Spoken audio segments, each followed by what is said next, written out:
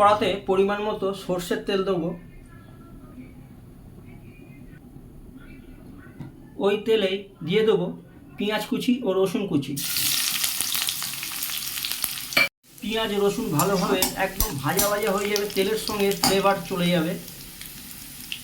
তেলের সঙ্গে ফ্লেভার চলে গেলে দিয়ে দেবো এখানে আমি চিচিঙ্গে ও বরবটি কেটে ধুয়ে পরিষ্কার করে রেখেছি।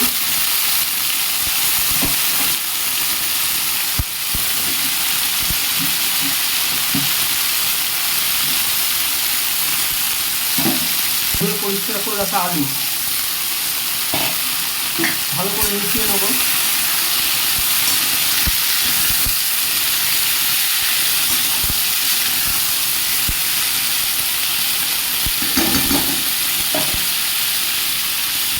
দিয়ে দেবো সামান্য পরিমাণ 1 চুটকি মতো হলুদ।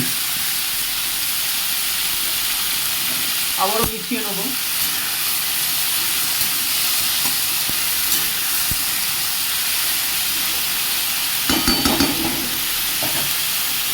দিয়ে দেবো স্বাদ ও পরিমাণ মতো নুন।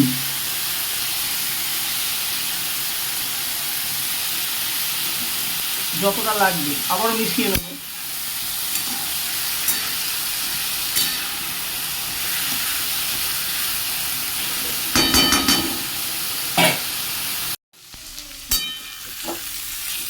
উল্টে পাল্টে একটু ওলট পালট করে ভেজে নিতে হবে।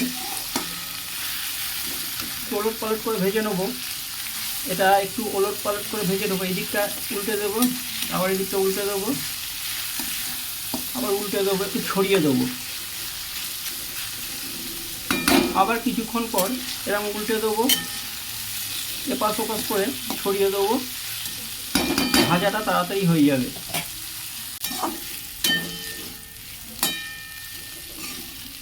হয়ে গেছে আমার খুবই অসাধারণ লোভনীয় স্বাদের চিচিঙ্গে আলু বরবটি ভাজা। এই পদটা ভালো লাগলে লাইক শেয়ার কমেন্ট করবেন। সকল দর্শক বন্ধুদের জানাই অসংখ্য ধন্যবাদ। ভাত, ডিম কারি আর এই যে আলু চিচিঙ্গে আর বরবটি ভাজা।